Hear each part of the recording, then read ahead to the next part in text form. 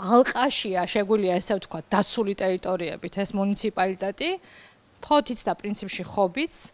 და ეს დაცული ტერიტორია თავისი იდეიდან გამომდინარე, ხო? გვეუბნება, რომ დაცული იმიტომ არის, რომ ადგილობრივ მოქალაქეს აძლევს უპირატესობას, თუ კი რამე რესურსია გამოსაყენებელი, რომ პირველ რიგში ადგილობრივი მოქალაქე გაძლიერდეს და განვითარდეს, ისე რომ თან დაცული იქნას ეს ტერიტორია.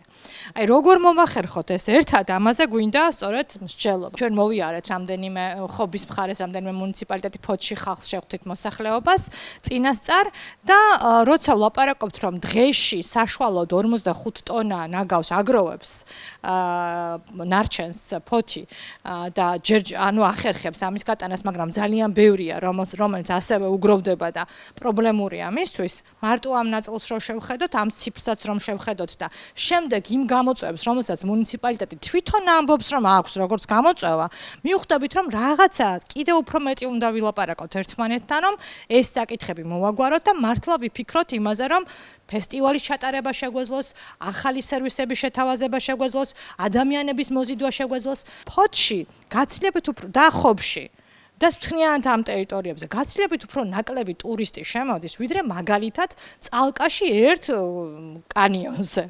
ანუ არ არის ეს სწორი. ან რაღაცა არასწორი ხდება.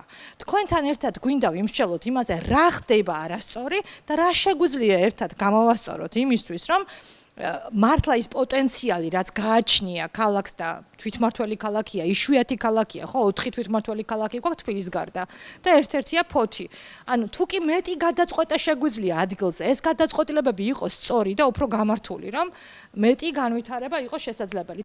ჩემი აზრით კი კარგია სანაპირო ზოლის განვითარება, ყველაფერი კარგია, მცირე ბიზნესი მუშაობს შეიძლება, მაგრამ თავარი ამოსავალი წერტილი რამაც შეიძლება ამ ქალაქში იმუშაოს დრო. ეროვნული პარკის და პალიასტომის ტბის გარდა ქალაქს 7-8 ტბა აქვს და 2 მდინარე აქვს. პლუს ზღვის აკვატორია.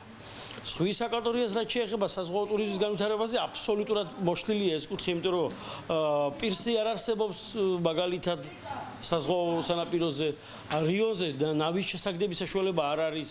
ანუ ზღვაზე რომ გახვიდე სათევზაო ტურიზმი იქნება, მე საკანონმდებლო დონეზე, მათ შორის IPM ტერმინალთანაც პრობლემა გვაქვს, რომ ყველა მის იმას უფრთხილდება რაღაცნაირად და სანაპირო თევზჭერა მოშალეს აბსოლუტურად, რასაც ქვია. საკანონმდებლო სახელმწიფოსთანაც პრობლემა იყო, კერძო სექტორაზეც პრობლემა იყო. ტბებს რაც შეეხება სათევზაო ტურიზმს.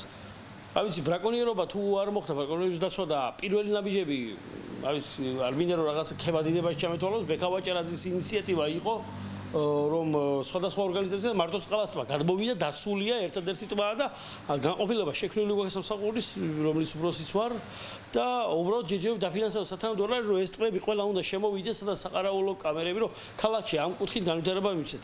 დამერწმუნეთ, აი ეს მარტო წყალასტბა რომ ავიღოთ, ეს შვაში არის რაღაც მარგალიტივით, ასე რომ ვთქვა, და კონტეინერების სივრცეში. და სათევზაო ტურიზმი და მეთევზე, აი ეს ტურისტულად ჩამოსული მეთევზე არ არის პრეტენზიული. მე იმას არ ვამბობ, რომ გზა არ დავაგოთ და გაკეთდეს, სასტუმროს და გაკეთდეს, მაგრამ სათევზაო ტურიზმის ჩამოსული ტურისტი, რომელიც ჩამოდის 3-4-5 დღით, აბსოლუტურად არ ითხოვს იმას, მისი საკარმებო მსახურება ყოფნის, ან მცირედი ტიპის საოჯახო სასტუმრო ყოფნის. ახლა არ უნდა იყოს მიულელი გზა, მაგრამ ჩვეულება არ ითხოვს ასფალტ ბეტონის საფარს და ასე შემდგომ. და ძალიან მომგებიანი არის იმ კუთხით, რომ ჩვენი წყლის ინვესტიცია ნაკლები და დანახარჯი აქვს, გინდა თუ არ გინდა ის რესტორნების სარგებლებს, გადასახადს გადაიხდის, რახან ეს სახელმწიფო ტბებია და ამას ადგილობრივ ბიუჯეტში. ამას მინახაზი გაუსვა. მე ეროვნული პარკის წარმომადგენელის ვარ, ასე რომ ვთქვა, მიუხედავად დელეგირება არ მაქვს, შემოსული თანხა, რომელიც შემოდის კოლხეთის ეროვნული პარკის ირგვლივ და რა ვიცი 100,000-ზე მეტი არ რჩება, ეს მიდის პირდაპირ ცენტრალურში და სამინისტროს ბალანსია და მე ვსაუბრობ ქალაქ ფოთის არსებულ ტბებს.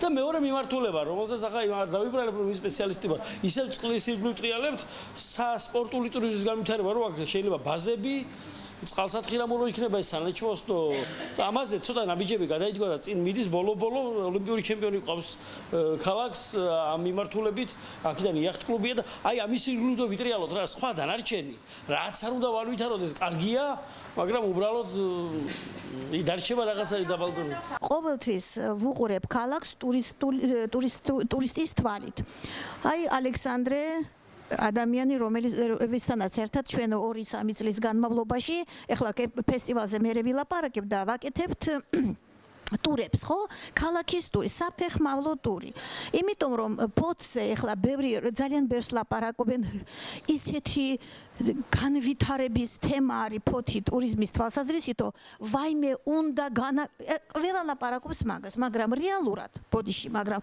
რეალურად არა მარტო არ აკეთებენ არც იციან რა უნდა გააკეთდეს არ იციან აი ეს არის ძალიან მნიშვნელოვანი რომ ძალიან ბევრ ადგილას ზის არაპროფესიონალი და ამიტომაც ჩვენ აი ასეთი სიტუაცია გვაქვს ხო ყველა თქვენ ლაპარაკობთ თქვენ თემაზე ძალიან კარგად და ძალიან მესმის მაგრამ აი ახლა ჩვენ რო გავიდეთ ხო სადმე ნუ რა ვიცი აი მაღაზიაში თქვენ გონიათ აინტერესებთ ეს თემები ვინმეს არა აინტერესებთ ანდა მოგისმენენ და აი ასე ხელს გაქნებენ და ასე შემდეგ ჩვენ ვაკეთებთ როგორც თქვი საფეხმავლო ტურებს ხო ტურისტი რომელიც შემოდის ფოთში ბოდიში რა სუფეხებზე კიდიათ აი საერთოდ ვინ არის ხო ვინ არის აქ მერი რა სისტემა არის ვინ საცხოვრობს ვინ არის მაგარი ვინ არის კაი ფოთელი ვინ არის ცუდი ფოთელი და ასე შემდეგ არ აინტერესებს ის დადის და ვიზუალურად უყურებს ესე ვთქვათ ქალაქს ხო და ჩვენ მე და ალექსანდრე ისეთი პატარა ნიუანსები ვიცით რომ გაგიჟებულები დარჩებიან ხოლმე მე ამბობენ უიმე თურმე რა საინტერესო ქალაქი ყოფილა იმიტომ რომ როგორც ქართულ მოსახლეობაში ამბობენ რა არის მაგ ფოთში სანახაობა რა არისო ხო იციან ასე და მე იტყვიან ტაძარი, შუქურა და კოლხეთის ეროვნული პარკი. აქეთ გიდებს არც ტურისტულ ფირმებს, არ ჯგუფები არ შემოყავს. ხო, აი ამ ფორმატში, აი ჩვენ ძლივს ვაკეთებთ, ესე იგი რაღაცნაირად ქობულეთიდან, ბათუმიდან, აი ასეთ ინდივიდუალურ ტურებს, ქუთაისიდან, ზუგდიდიდან იყვნენ. ცოტას ვაკეთებთ და ისევ დაუბრუნდეთ აი ამ ჭუჭხს, ხო? აი ჩვენ უკვე ვიცით სად არ უნდა გავატაროთ ასე ვთქვათ ჩვენი ტურისტები. არა და ფოთი ისეთი ქალაქია, სადაც ყველას აინტერესებს, აი ზადვორკებს რო ამბობენ, ხო? მხოლოდ მთავარ ქუჩებზე კი არ უყვართ სიარული, უყვართ კიდე იქ რა ხდება, ეზოებში უყვართ შესვლა, უიმე როგორ ცხოვრობს ხალხი. აი ასეთი ტურისტია დღეს. დღეს არის პროექტივ ტურისტ, რომელსაც აინტერესებს როგორ ცხოვრობს მოსახლეობა, ადამიანი, რას ფიქრობენ. ამიტომაც აი ეს ყველაფერი ძალიან კომპლექსურია.